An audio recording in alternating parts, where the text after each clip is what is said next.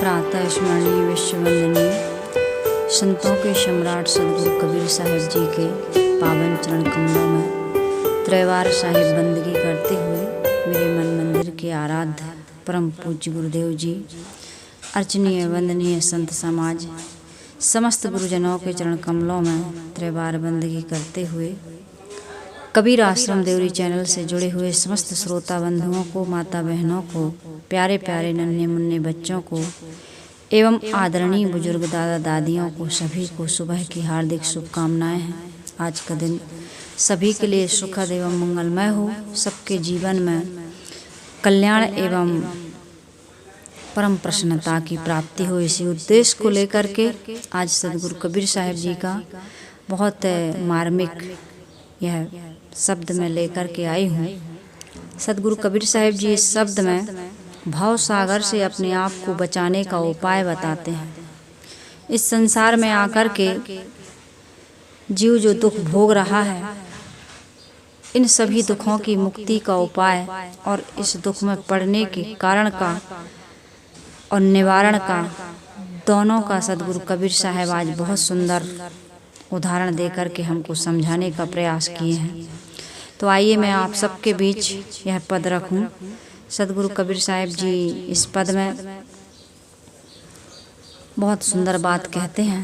साहिब कहते हैं, रमुरा चली बिना वन माहो, रमुरा चली बिना वन माहो, घर छोड़े जात जुलाहा हो, रमुरा चली बिना वन माहो, गज 9 गज 10 गज 19 की पुरिया एक तनाई, 7 सूत 9 गंड 72 पाट लागू अधिकाई, रमुरा चली बिना वन माहो, रामुरा चली बिना वन माहो, तापट तुला तुले नहीं गज नया माई, पैसन सिर अढ़ाई, तामे घटे बढ़े रतियो नहीं, कर कच कर गहराई, रामुरा चली बिना वन माहो, रामुरा चली बिना वन माहो, नित उठी बैठी खसम सोबर बसता पर लागू तिहाई, भीगी पुरिया काम न आवे, जुल्हा चला रिसाई, रामुरा चली बिना वन माहो, रामुरा चली बिना वन माहो, कहीं कबीर सुनो हो संतो, जिन्हें यह सृष्टि बनाई, छाण पसार राम भज बोरे, भाव सागर कठिनाई, रामुरा चली बिना वन माहो, रामुरा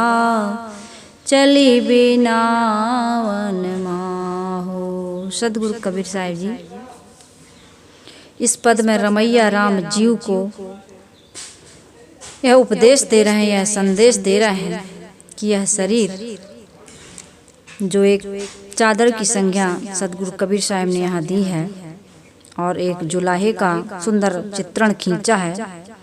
साहिब इस जीव को, इस आत्मा को, इस मनुष्य को संबोधित कर रहा है कि हे रमैया राम, जब जीव रूपी जुलाहा शरीर रूपी घर को छोड़कर अन्य खानियों में जाता है, तब उसके साथ आगामी शरीर रूपी वस्त्र बुनवाने के लिए कर्म वासना रूपी माया चलती है। और इस रहस्य को अधिकतम साधारण लोग जानते नहीं हैं। ये जो हम मानव शरीर कर्म भूमिका के बारे में सुनते रहते हैं कि मानव जीवन कर्म भूमिका है, इस मानव जीवन की उपलब्धि और प्राप्ति आज जो हमें सहज ही है, सहज प्राप्त है, सहज में मिला हुआ है, हम इसकी विशेषता, इसकी कीमत नहीं समझ पा रहे हैं। ये बहुत बड़ी उपलब्धि हमको हाथ लगी हुई है, ये बहुत बड़ी उपलब्धि हासिल हुई है। इस मानव जीवन में हम अशुभ और शुभ, शुभाशुभ दोनों कर्म कर सकते हैं और दोनों से ऊपर उठ कर के मोक्ष एवं कल्याण की प्राप्ति कर सकते हैं। साधन धाम मोक्ष करि द्वारा, पाए न जही परलोक संवारा। बहुत सुंदर सुंदर गोस्वामी जी ने भी बातें कही हैं अपने रामायण में, मानस में, और सभी महापुरुषों ने हम सबको मनाने का, मन को शांत और सुबह निर्मल और पवित्र और प्रसन्न बनाने का जो बहुत सुंदर सुंदर बातें कही हैं, उस पर आज थोड़ा सा मैं आप सबका ध्यान केंद्रित करना चाहती हूँ। आपके जीवन में, हमारे जीवन में जो दुख है, इस दुख को बनाने हम ही हैं, बनाने वाले हम ही हैं और इस दुख को काटने वाले भी हम ही हैं। तो साहिब जी यह बता रहे हैं कि यह जो जीव है, जुलाहा, शरीर रूपी घर छोड़कर के अन्य खानियों में जब जाता है ना, तो उसके साथ में और आगामी शरीर रूपी वस्त्र बुनने के लिए कर्म वासना रूपी माया चलती है। जीव के साथ में माता के गर्भ में जाकर के वहाँ उसने जीव के लिए शरीर रूपी वस्त्र बुनवाने के लिए एक ताना बनवाया। जब कोई चादर या कोई कपड़ा बुनना रहता है तो एक ताना वहाँ पर उसका चित्रण सतगुरु कबीर साहब जी इसमें खींच रहे हैं कि कैसे ताना जाता है। उसमें 7 सूत और 9 गंड 72 जो बताए हैं इसमें। पहले तो साहिब ये बता रहे गज 9 गज 10 गज 19 की पुरिया एक तनाई, 7 सूत 9 गंड 72 पाट लाग अधकाई। तो साहिब इसमें यह बता रहे हैं कि यह गज कहते हैं वस्त्र नापने के एक औजार होता है, एक उसको क्या कहूँ मैं, गज कहा जाता है उसको। एक लोहे का एक टुकड़ा होता है, उस गज से कपड़े को नापा जाता है। तो 9 गज क्या हैं? शब्द स्पर्श रूप रस गंध मन बुद्धि चित्त अहंकार, ये 9 गज हैं। इन 9 कर्म वासना रूपी सूक्ष्म शरीर को लेकर के, और 10 गज 10 इंद्रियां हैं, आँख नाक कान जीभ त्वचा हाथ पैर मुख गुदा उपस्थ। 19 क्या है? 9 तथा 10 मिलाकर 19 होता है।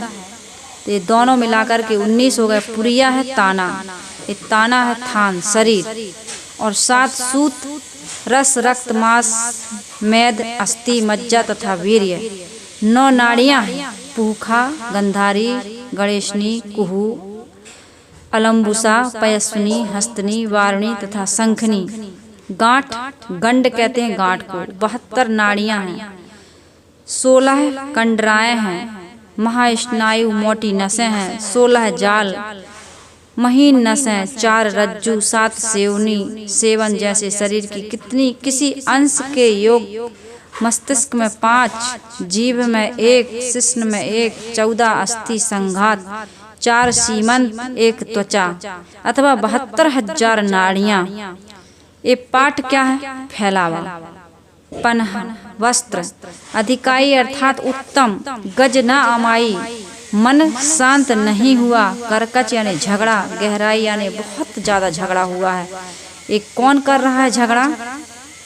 ये जुलाहिन। जुलाहिन कौन है? हमारी मनोवृत्ति, वासना में लिपटी हुई मनोवृत्ति। ये जुलाहिन जीव से झगड़ा करती है, बारंबार विषयों का इससे सेवन करती है। नित्य उठी बैठी खसम सो बर बस। इस जीव से रोज उठ करके वासना रूपी स्त्री झगड़ा करती है, और इसी के झगड़ा में पड़े पड़े ये जीव पूरा जीवन बर्बाद कर देता है। और एक दिन अंततः वह रिसा करके अर्थात उदास होकर के पश्चाताप करते हुए इस संसार से वह जुलहा चला रिसाई चला जाता है। कबीर साहब कहते हैं, हे भाई संतो सुनो, जो ये सृष्टि की रचना करता है, अंतरात्मा ने अपने स्वरूप की भूल से विषयासक्त होकर के यह जन्म मरण की सृष्टि की रचना की।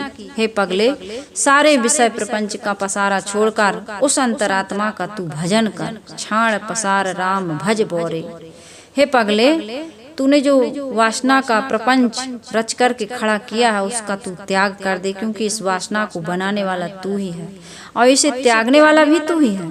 यदि तू आज इस मानव जीवन में उत्तम शरीर में कर्म भूमिका में आकर के यह काम कर लेता है, तू भोग भूमिका में नहीं है, तू कर्म भूमिका में है, योग भूमिका में है, साधना की भूमिका में है।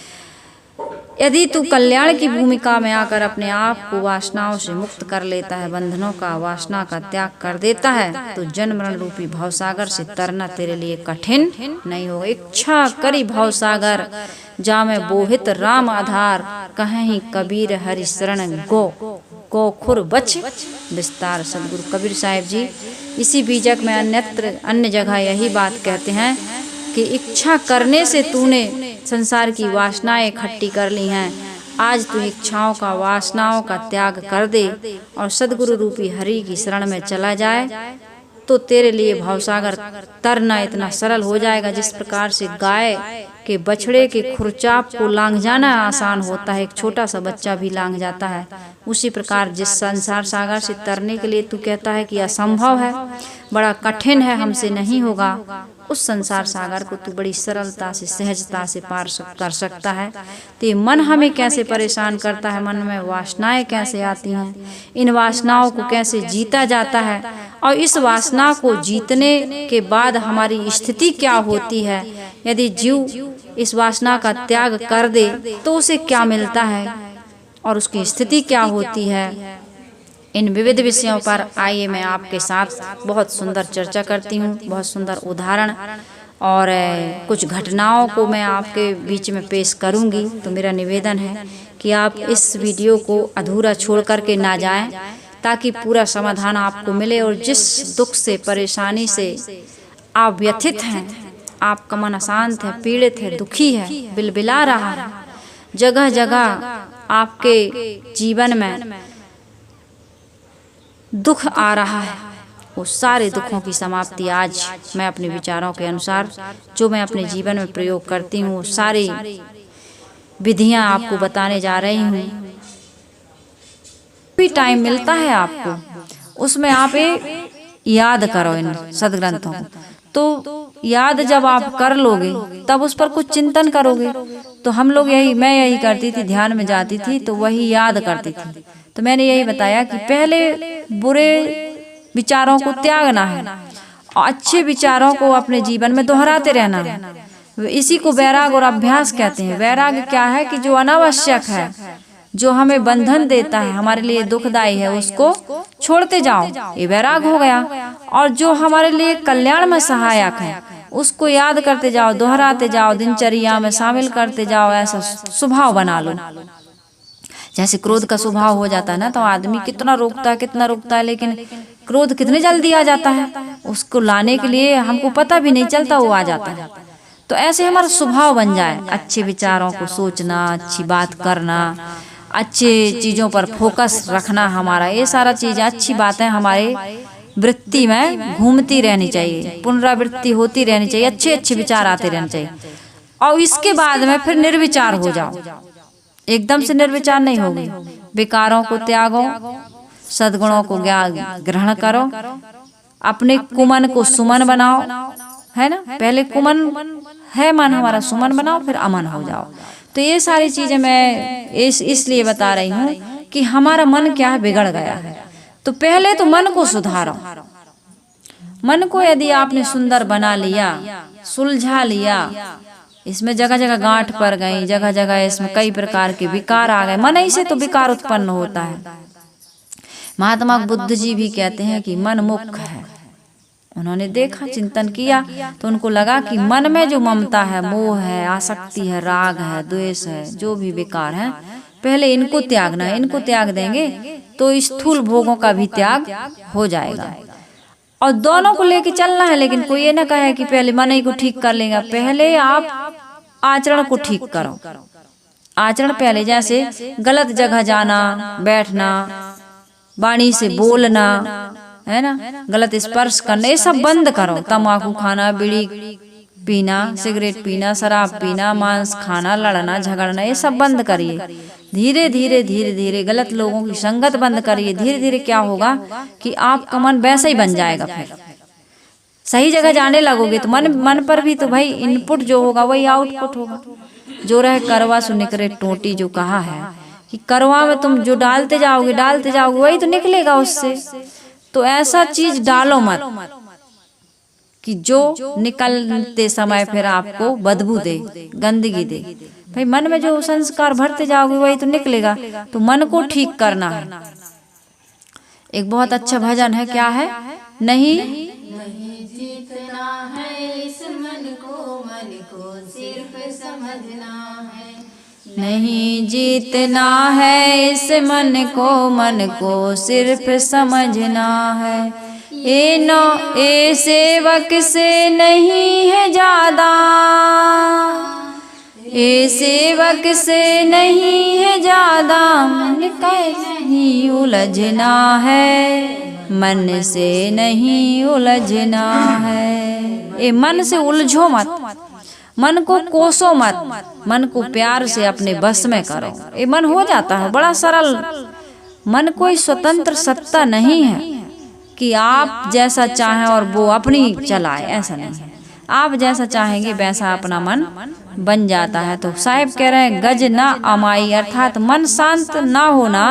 जो मन शांत मन वाला नहीं होता उसका शरीर पैसन सिर अढ़ाई में बिकता है। अर्थात अशांत मन वाला अनेक व्यसनों दुर्गुणों में फंसकर जीवन को कौड़ी के मोल में बर्बाद कर देता है। अब मन बस में नहीं हुआ तो जेल भोगो, मन बस में नहीं हुआ तो निंदा के पात्र बनो, मन बस में नहीं हुआ तो कैंसर हो गया फिर भी तम्बाकू नहीं छूटती, मन बस में नहीं है तो दमा का रोग हो गया, श्वास का रोग हो गया फिर भी बीड़ी नहीं छूटती, मन बस में नहीं है तो आपकी जो लीवर है वो खराब हो गया लेकिन शराब नहीं छूटती है। ये सारी चीजें हैं।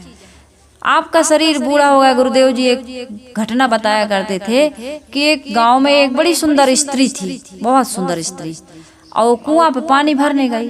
पहले तो लोग बाहर ही पानी भरने जाते थे। तो एक बूढ़ा व्यक्ति, बिल्कुल बूढ़ा, जिसके दांत भी टूट चुके थे, बाल पक चुके थे, चाम लटक चुकी थी, उस बूढ़े व्यक्ति ने उस नव युवती, सुंदर युवती को देखा तो उसका मन फिसल गया। तो उसने पीछा किया तो समझ गई, वो लड़की, वो बहू थी, महिला थी, वो समझ गई कि भाई ये हमारा पीछा कर रहा है और इसकी दृष्टि ठीक। तो जल्दी से घर में गई और पानी का पात्र नीचे रखी और दरवाजा लगाने लगी। अंदर रूम में अपने कोई नहीं रहा होगा। भाई पहले के लोग तो सब काम में जाया करते थे, अभी भी जाते हैं, नहीं जाते लोग। लड़का घर में कहाँ रहते हैं, हर समय स्त्रियां ही तो रहती हैं, बच्चियां ही तो रहती हैं। तो इसने जैसे ही दरवाजा लगाया तो इसने अपना सिर डाल दिया, जल्दी से भी घुसना चाहा तो उसका सिर खून से लथपथ हो गया, लहूलुहान हो गया। अब देखिए बूढ़ा है लेकिन काम वासना सता रही, मन बस में नहीं हुआ। गुरुदेव जी कहते थे एक कुतिया है और एक कुत्ता है। खूब उदाहरण दिया करते थे। मैं ये मेरे मन मस्तिष्क में हमेशा सेट है कि वो कुत्ता जो है भूख से पेट और पीठ एक हो रहा है। उसने किसी के घर में जाके हंडी में मुंह डाला, मालिक ने मारा, हंडी फूट गई, उसका गला फंस गया, कुत्ता का गला सिर में फंस गया, पूंछ कटी है, कान भी कटे हैं, रोग में बाल झड़ गए हैं, पूरा वो बताते हैं। फिर भी वो कुत्ता मुंह में, गले में हंडी का मुंह लटकाए हुए, इतनी दुर्दशा के बाद भी वो कुतिया का पीछा कर रहा है। ये मन बस में नहीं हुआ। ये वासना रूपी कुतिया हमारे पीछे लगी है कि नहीं लगी? और इसको नहीं जीतोगे कि दुर्दशा हो रही है कि नहीं हो रही? होगी नहीं, हो रही है। फिर भी हम जूता 100 खाएं। अपने यहाँ जो पंडित जी आते थे 100 जूता खाएं, तमाशा घुस के देखें। यही दुर्दशा तो हो रही जीव की। क्या करें? दिल है कि मानता नहीं। लोग कहते हैं तुम फिल्मी गानाओं को क्यों ऐड करते हो? तो ये गाना इसीलिए बने हैं, इनसे शिक्षा लो। गाना गला फाड़ फाड़ के आपको बता रहे हैं कि बहुत दुर्दशा हो रही है। कैसे कैसे गाना बने हैं। अब ये बेकरारी क्यों हो रही है ये जानता ही नहीं। दिल है कि मानता नहीं। नींद नहीं आ रही, चैन नहीं आ रहा, भूख नहीं लग रही, कुछ अच्छा नहीं लग रहा, मरे जा रहा है, लेकिन मन को नहीं समझ पा रहा है कि भाई ये मन न चाह रहा हमको।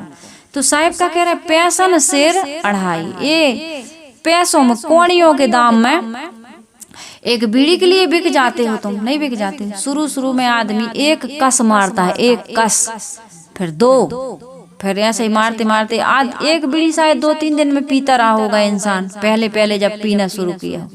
और फिर तो एक ही दिन में एक बीड़ी, फिर तो एक कट्टा पी जाता है। अपने यहाँ कट्टा कहते हैं ना, बंडल को पी जाता है। फिर कहते हैं क्या भैया बीड़ी नहीं लाए, नहीं लाए, लड़ाई हो गई। लड़का भी लड़ पड़ा पिता से, अब बीड़ी पी रहे हो तुम, रोज रोज मांगते हो, अच्छी चीज नहीं है तो कह देते हैं बच्चे भी।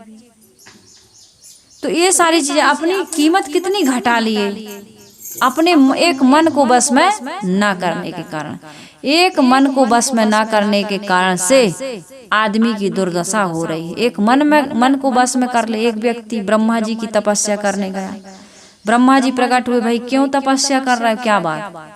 कहे हम आपको बस में करना चाहते हैं। कहे अच्छा हम तो बस में हो जाएंगे, लेकिन ये बताओ घर में और किस किस को बस में किए? बेटा बस में है? कहे नहीं बिल्कुल बस में नहीं। कहे पत्नी? तो बिल्कुल नहीं है बस में। हम कहते हैं आज मायके नहीं जाना है तो अपने भैया को बुला लेती है, चली जाती है। हम कहते हैं चलो अब हम लेने आए हैं, तो कहती नहीं अभी तीजा हो जाने दो, अभी हम नहीं जाएंगे।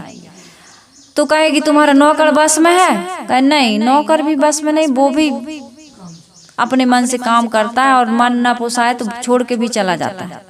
कहे अच्छा कोई बस में नहीं, तुम्हारा मन? कहे हमारा मन भी बस में नहीं। कहे यहाँ से भागो नहीं तो तुम्हारी हम श्राप दे देंगे, पहले मन को बस में करके आओ। अरे पहले तुम्हारा मन ही बस में नहीं है, दुनिया संसार को मुझे बस में करने आए हो। यही तो हो रहा है, हमारा मन हमारे बस में नहीं, हम दुनिया को बस में करने चले। जब मन बस में नहीं है तो इंद्रियां बस में नहीं है, और जिसकी मन और इंद्रियां ही बस में नहीं है वो किसको बस में कर पाएगा? जो व्यक्ति संयमी होता है, सदाचारी होता है, समझदार होता है, विवेकी होता है, उसके बस में सब होते हैं। इसलिए एक साखी है बहुत सुंदर, मन ही को परमोधिए मन ही को उपदेश, जो मन को बस में करे तो शिष्य होए सब देश। ये महापुरुषों ने अपनी मन इंद्रियों को बस में किया, उनके बस में पूरा संसार हुआ कि नहीं हुआ? उन्होंने संसार को बस में करना नहीं चाहा। एक व्यक्ति था, कहा पूरे विश्व को सुधार के रख दूंगा, नहीं सुधार पाया। बहुत ऊर्जा लगाया, बहुत शक्ति लगाया, सोचा यार अपने देश को सुधारूंगा, अपने देश को भी नहीं सुधार पाया। उसने कहा चलो अब अपने राज्य को सुधारूंगा, राज्य को भी नहीं सुधार पाया। अपने जिले को सुधारूंगा, नहीं सुधार पाया। अपने गांव को सुधारूंगा, नहीं सुधार पाया। सोचा अपने मोहल्ले को, घर को सुधारूंगा, नहीं सुधार पाया। अपनी पत्नी बच्चों को सुधारूंगा, किसी को नहीं सुधार पाया। तब उसे ज्ञान हुआ कि बहुत समय बीत गया, किसी को नहीं सुधार पाया, मुझसे बहुत बड़ी बेवकूफी हुई, मुझे सुधर जाना चाहिए। एक जगह कहते हैं एक राज्य में बहुत कांटे थे, राजा घूमने गए, कांटे लग गए। राजा ने सब मंत्रियों को, सभी को बुलाया, सब आओ। कहे क्या है? कहे भाई जितने भी जहाँ कांटे मिले पूरे पेड़ साफ कर दो, पूरी गली साफ कर दो। अब लगे सब पेड़ काटने के लिए, गली साफ करने के लिए, तो धूल धूल धूल धूल हो गई बहुत ज्यादा। कहे राजा साहब मर जाएंगे, बहुत धूल हो रही, बहुत धूल हो रही। कहे भाई बहुत धूल उठ गई, पानी डालो। रास्ते में पानी डाले तो सबके घरों में पानी घुस गया, कीचड़ ही कीचड़। फिर कहे भाई बहुत कीचड़ है, बहुत पानी है। कहे अब क्या करें? कहे चाम बिछा दो, पूरी पृथ्वी पर चाम बिछाओ। तो चाम बिछने लगा, कहानी है, चाम बिछाने लगे। तो कहेगी सब में चाम बिछ जाएंगे तो फिर पेड़ पौधे, सब्जी भाजी, फल फूल कहाँ से होंगे? तो कहे भाई ये भी उपाय नहीं। फिर बैठक होती जा रही है, प्रस्ताव निकलते जा रहे हैं। एक बूढ़ा व्यक्ति आया, बिल्कुल किसान, अनपढ़। कहा सरकार यदि आप चाहें तो मैं समाधान कर सकता हूँ। कहा भाई ठीक है। बड़े बड़े विद्वान थक गए हैं, बड़े बड़े समझदार ज्ञानी विवेकी लोग थक गए, समाधान नहीं मिला, जनता परेशान है। एक साधारण से व्यक्ति ने कहा मैं समाधान 1 महीने के बाद आपका कर दूंगा, आऊंगा समाधान लेके। कहा ठीक है भाई आना समाधान लेके। तो वो आया एक थैले में कुछ ले करके, सब बैठे थे। तो धीरे धीरे बूढ़ा आदमी गया और राजा साहब के पैर में जूता पहना दिया।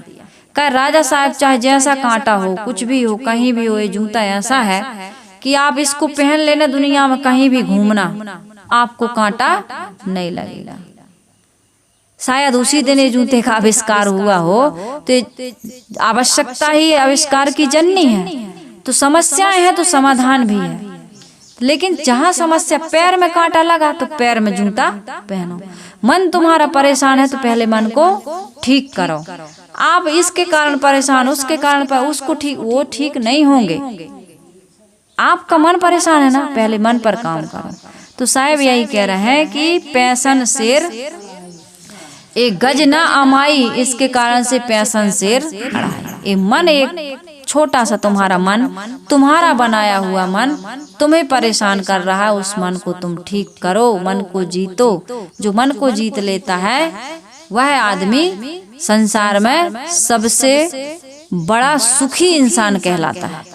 जिसका मन बस में नहीं उसके बस में कुछ भी नहीं। तो साहब कह रहे तामे घटे बढ़े रतियो नहीं, कर कच करे गहराई। आपको क्या करना है कि अपने मन को, इसमें ये बताया जा रहा है कि ऐसी स्थिति मानव जीवन का मूल निरंतर घटता जा रहा। किस लिए? कि मन को वो बस में नहीं करते। बढ़ाने का, अपना मूल्य बढ़ाने का कोई यहाँ प्रश्न ही नहीं है। ऐसे आदमी निरंतर गहरे कलाय में पड़ते जाते हैं। देखो मन धीरे धीरे आदमी का बिगड़ता जाता है। मैंने कहा ना, एक बीड़ी पीता है वो भी एक कस मारता है, और धीरे धीरे इसी प्रकार से यदि आपके जीवन में जो भी सुन रहा है खूब ध्यान से सुन ले, यदि आपके जीवन में कोई कुसंग आ रहा है, कोई आपका मन पतन की ओर जा रहा है, आपका किसी से झगड़ा हो रहा, तो इस झगड़े को बढ़ाना नहीं, इस पतन को वहीं रोक देना। कई बार हो जाता है घर परिवार में सास बहू का, पति पत्नी का, बाप बेटे का। तो मैं खूब चेतावनी और खूब सावधानी दे रही हूँ इस बात के लिए कि इस झगड़े को बढ़ाना नहीं। हमने कहा कि आ जाना और तुम नहीं आए, 1 दिन हो गया, 2 दिन हो गए, 4 दिन हो गए, जब ज्यादा दिन हो जाते कहते अब कैसे जाएं। अब मन तो हो रहा है जाने को, बोलने को, क्षमा मांगने को, लेकिन अब कैसे मांगे। फिर आदमी के हाथ से निकल जाता है। संत महापुरुष संकेत देते हैं, आपको पीछे नहीं पड़ते हो भाई, समझिए। आप बीज देते हैं, बीज दुकान से आप बीज लेके आते हैं, आपके घर में टमाटर फलाने के लिए वो थरा डाल के और पेड़ रोप के और पानी डाल के और खाद और दवाई डाल के आपको टमाटर थोड़ी देंगे। और भाई बीज ले आओ आप। अब टमाटर खरीद के ले आए, सब्जी बना के थोड़ी देंगे वो दुकान वाले। तो इसी प्रकार से संत आपको समझा रहे हैं, आपको उस बात को समझ करके और आगे बढ़ना है। संकेत दिया जाता है। अब आपको इतना फोड़ फोड़ के बताने के लिए उनके पास भी किसको किसको बताएंगे, बताओ। आपको समझदारी से काम करना। इसलिए मैं कह रही हूँ, जीवन जीने का गलत तरीका अपनाने से आदमी जितने दिन बीतते जाते हैं उतना ज्यादा उलझता जाता है। तो उलझन बढ़ाओ मत, समस्याओं का समाधान निकालते चलो। समस्याएं, छोटी सी बात पर समस्याओं को तूल मत दो। आप समस्या बनाते जाते हो।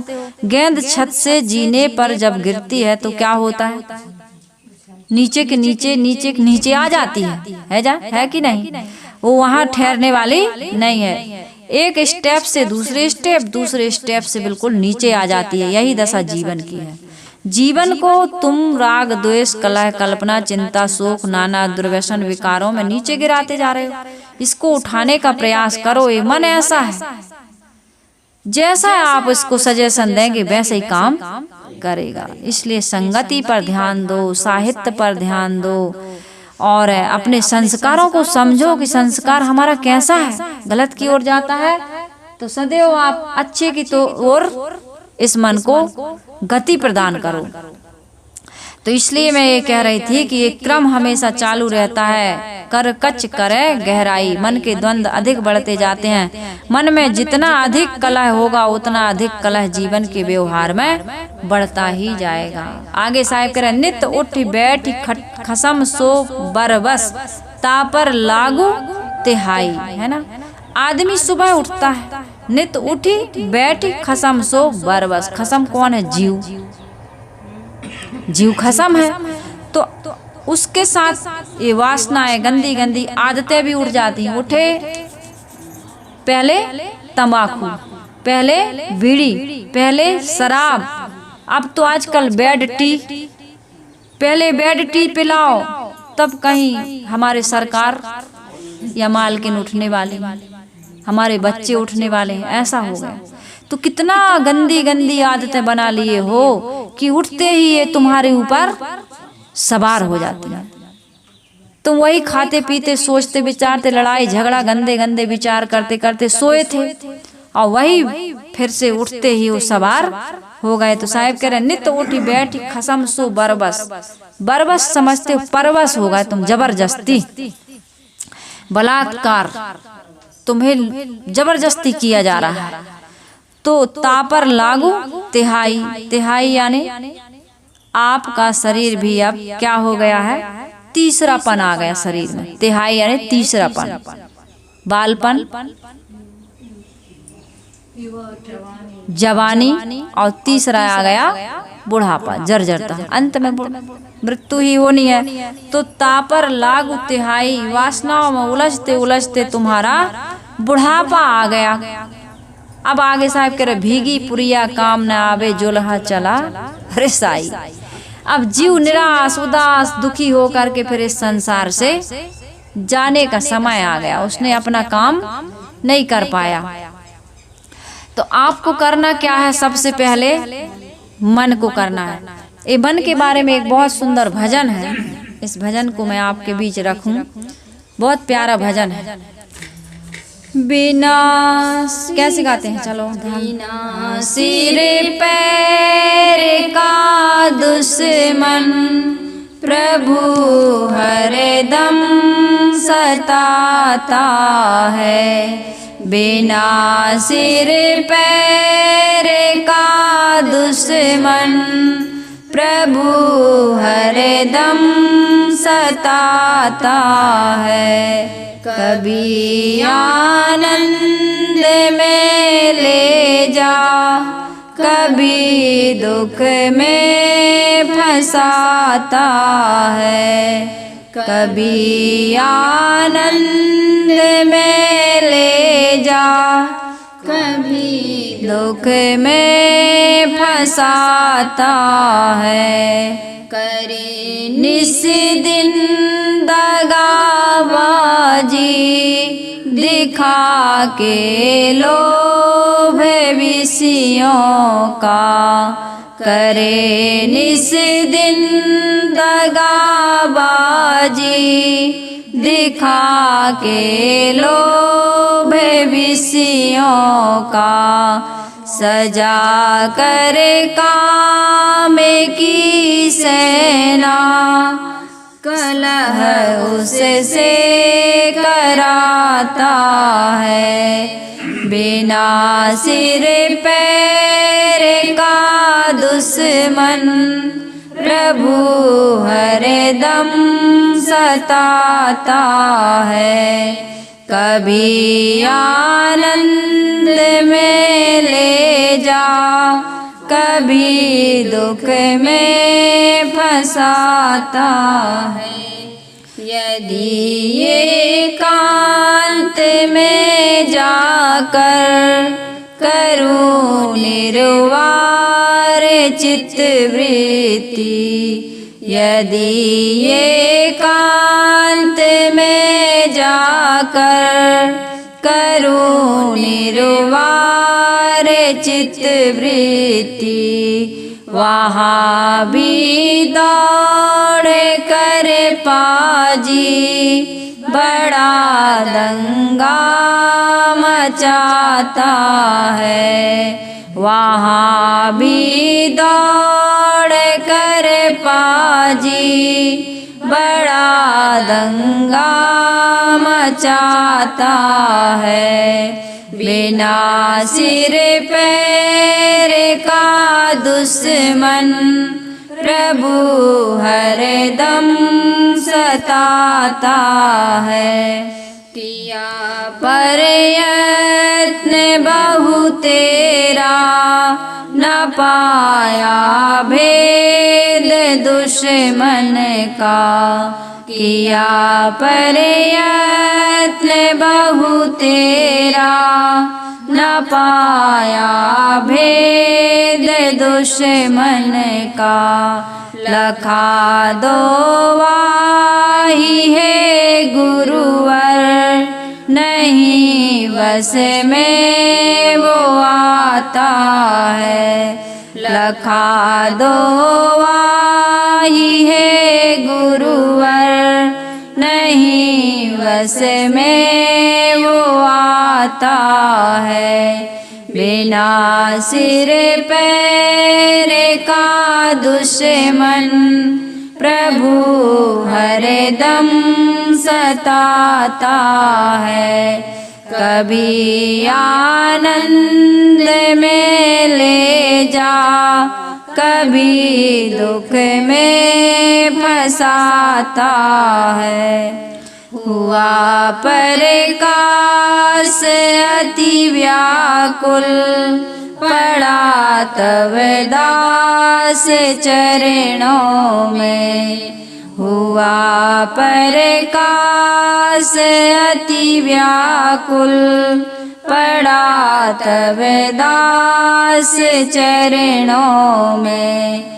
बचा लो जान है साहिब, तू ही के मोक्ष दाता है। बचा लो जान है साहिब, तू ही के मोक्ष दाता है। बिना सिर पैर का दुश्मन प्रभु हरदम सताता है। कभी ये आनंद में ले जा, कभी दुख में फंसाता है। कभी आनंद में ले जा, कभी दुख में फंसाता है। क्या कह रहे हैं? बिना सिर पैर का। अच्छा हो गया कि इसके सिर और पैर नहीं है। नहीं तो सिर और पैर होता तो क्या पता नहीं कितने सींग मारता और कितने पैर मारता, है ना। बिना ही सिर पैर के आदमी को कितना परेशान कर रहा है। और इस मन को बस में करने के लिए, सुबस मन वाले होने के लिए आपको क्या करना है? गुरु की शरण में जाना है। क्यों जाना है? क्योंकि गुरु इसमें सहायता करेंगे। क्यों करेंगे? क्योंकि गुरु ने अपने मन को बस में कर लिया है, इंद्रियों को बस में कर लिया। भाई जो जिस चीज में पारंगत है उसी से तो अपन को सीखना पड़ेगा। उन्हीं से तो प्रेरणा मिलेगी, उन्हीं से तो शिक्षा मिलेगी, उन्हीं से ऊर्जा मिलती है। ऊर्जा ऐसे महापुरुषों को देखो तो हमारे मन में बहुत ज्यादा ऊर्जा का स्रोत होता है। हम जब गुरुदेव जी के पास जाते थे तो देख के ही कितनी समस्याओं का समाधान, शंकाओं का समाधान हो जाता था, मन शांत हो जाता था। एक महापुरुषों का एक ओरा होता है, एक तेज होता है, एक प्रभाव होता है। उस जगह में जाने से ही हमारे मन पर उसका प्रभाव पड़ने लगता है। जगह का महत्व है, व्यक्ति का महत्व है, सब कुछ का महत्व है। इसलिए सुबह सुबह आप लोग यहाँ आते हैं तो कुछ तो प्रभाव आप लोगों पर निश्चित है कि पड़ता है, तभी तो आते हैं, बिना बुलाए आते हैं, है ना। और जो सुनते हैं इन विचारों को, उनके मन पर भी प्रभाव पड़ता है, तब तो सुनते हैं। नहीं तो हम कहेंगे भैया थोड़ा आओ सुनो तो सुनने वाला कोई नहीं है। उसको कुछ लाभ समझ में आ रहा तब सुन रहा है। तो यहाँ पर साहब कह रहे हैं कि भाई अपने मन को बस में करना है तो बस में जिन्होंने कर लिया है ऐसे महापुरुषों की संगत करो, ऐसे महापुरुषों की वाणी सुनो, उनके शब्दों को पढ़ो। घर में हो तो सदग्रंथों का अध्ययन करो, बीच बीच में ये सत्संग सुन लिया करो, लेकिन महापुरुषों को घर में बुलाओ और उनके आश्रम में जब कार्यक्रम होता है तो उनके यहाँ जाओ। ऐसे भी जा सकते हो, ऐसी बात नहीं है। जब आपको टाइम मिले, एक दिन के लिए, 2 दिन के लिए इलाहाबाद जाइए और अन्य संत साध्वियाँ हैं उनके यहाँ जाते रहिए। रिश्तेदारी में जाते हो कि नहीं? कहते भैया बहुत दिन होगा थोड़ा घूमे आए, है ना। तो ऐसे संतों के पास भी अपने मन की रिपेयरिंग के लिए, अपने मन के शुद्धिकरण के लिए रोज सत्संग करिए, स्वाध्याय करिए, साधना करिए, संयम और सदाचार से रहिए। आगे साहेब कह रहे भीगी पुरिया काम न आवे जुल्हा चला रसाई। अब पुरिया भींग गई, धागा की गिड्डी भींग गई तो उसमें अब चद्दर आदि कपड़ा आदि बुनना संभव नहीं है। इसी प्रकार से तुम्हारा जो मन है, अनेक वासनाओं, चिंताओं, उलझनों में डूबा हुआ है और शरीर भी जर्जर हो गया है, पीड़ा भी दे रहा है। अब तुम्हारी साधना करने का समय निकल गया। इसलिए कहते ना, भजन करो, सत्संग करो, स्वाध्याय करो, सेवा करो, जो भी शुभ कर्म करना है कब करो? जवानी में करो, वो भी मस्त जवानी में। कहते जवानी चढ़ी इसको तो आदमी जवानी चढ़ी तो का गलत काम के लिए ही है। जवानी गलत काम करने के लिए नहीं है। जवानी एक सुनहला चांस है, समय आया है कुछ करने के लिए। वो जवानी जवानी नहीं जिसकी कोई कहानी ना हो। तो तुम गलत कहानी बनाते हो। अच्छी कहानी बनाओ, नहीं बनाते। ये महापुरुषों ने अच्छी अच्छी कहानियां बनाई हैं जवानी में ही। चाहे रानी लक्ष्मीबाई को आप देख लो, दुर्गावती को देख लो, अहिल्याबाई को देख लो, है ना।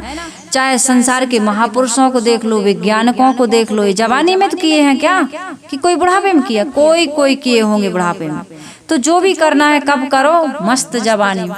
भजन करो मस्त जवानी में, बुढ़ापा किसने देखा है। देख भी लोगे तो कुछ कर पाओगे क्या? हम लोग तो देख रहे हैं बुढ़ापा।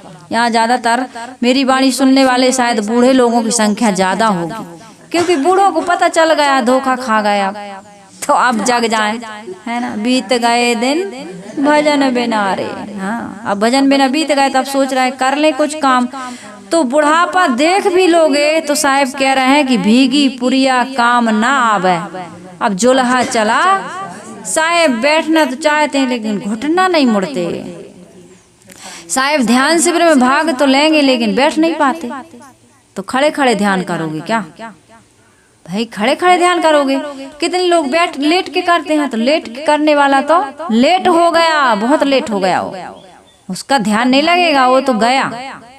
कब नींद आ जाएगी? बुढ़ापे में वैसा ही आदमी सुस्त हो जाता है, सुस्ती आती है। तो साहब कह रहे भीगी पुरिया काम ना आवे, जुल्हा चला रिसाई। अब जुल्हा ये जीव रिसा करके चल जाता है, छोड़ जाता है शरीर को। लेकिन साहब कहते हैं ना, रोते रोते जन्म लेना, शिकायत करते हुए जीना और पश्चाताप करते हुए संसार से चला जाना। ये संसार में आकर के तुमने कोई बड़ा काम, जो काम करने आए थे वह काम नहीं कर पाया। ये तुम्हारी हार है, ये तुम्हारी जीत नहीं है। इसलिए जीवन अनमोल रे, तूने यूं ही गुजारा, तूने यूं ही गुजारा।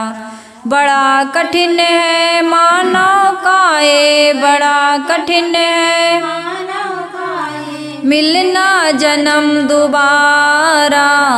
जीवन अनमोल रे, तूने यूं ही गुजारा, तूने यूं ही गुजारा। ब्रह्मा विष्णु शिव भी तरसे मानव तन को। ये ब्रह्मा विष्णु महेश भी तरस रहा है। तुम्हें कोई कम बड़ी उपलब्धि नहीं मिली है, तुम बर्बाद कर रहे हो इस जीवन को। बहुत बड़ी उपलब्धि है, आदमी जान नहीं पा रहा। आदमी रोता है, शिकायत करता है, हमें कुछ नहीं मिला। अरे तुम्हें मानव जीवन मिला है, तुम धिक्कार है जो तुम ऐसा सोचते हो। मानव जीवन मिल जाना ये देव दुर्लभ जीवन है। तो ब्रह्मा विष्णु शिव भी तरसे मानव तन को। अब काम क्या करना है?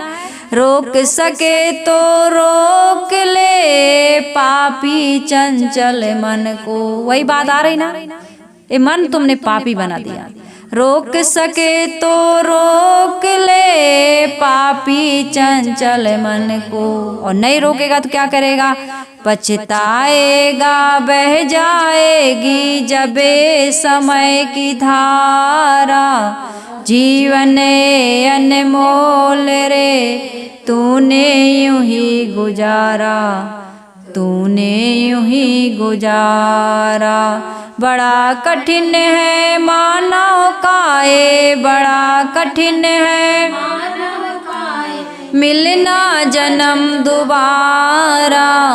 जीवन अनमोल रे, तूने यूं ही गुजारा, तूने यूं ही गुजारा। एक काम तुमसे, एक गलती हो रही। क्या गलती? जो वादा करके आया वंदे वो भी भूल गया। कॉल किया था तुमने, गर्भ में जब दुख पा रहे थे तुमने सोचा था, सुखदेव मुनि तो 16 वर्ष तक गर्भ में रह गए। कहते हैं नहीं जाएंगे, संसार में बड़ा दुख है, बहुत दुख, दुख दुख की खानी। कबीर साहब ने कहा ना, बहुत दुख, दुखालयम अशाश्वतम। ये संसार कैसा है?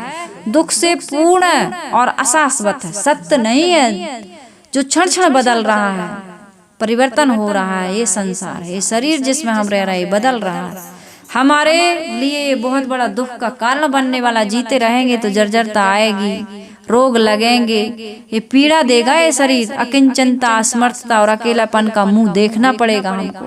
बूढ़े के पास कोई नहीं आता है, आता है, काम निकल गया है अब तो साहिब कह रहे हैं, जो वादा करके आया वंदे वो भी भूल गया। धन दौलत मोह जाल के नशा में तू चूर रहा। आदमी इसी में तो चूर रहता है। प्रभु के भक्त पुकार रहे हैं, जप राम नाम तू प्यारा। जीवन अनमोल रे तूने यूं ही गुजारा, तूने यूं ही गुजारा। बड़ा कठिन है मानव का ये, बड़ा कठिन है मिलना जन्म दोबारा। जीवन अनमोल रे तूने यूं ही गुजारा, तूने यूं ही गुजारा। अपन को बहुत सुंदर जीवन मिला है, मानुष तन, अरे सदगुरु मिलन, सदगुरु भी मिल गया। और मोक्ष इच्छा होय, दुर्लभ तीनों परम है, पाए सो योग न खोय। अपन इस विषय विकारों से मोक्ष की इच्छा रख रहे हैं, ये बहुत दुर्लभ है। नहीं तो संसार के लोग तो जहर खा के विष को अमृत कहत गंवारा। सो बैरी हुए गले तुम्हारा, तुम विष को अमृत समझ रहे हो। ये शरीर तुम्हारे लिए तरने की नौका थी, तुम्हारे लिए डुबाने का कारण बन गई। तो इसलिए साहब कह रहे हैं कि भाई आज आपको क्या करना है। भरथरी जी कहते हैं, जब तक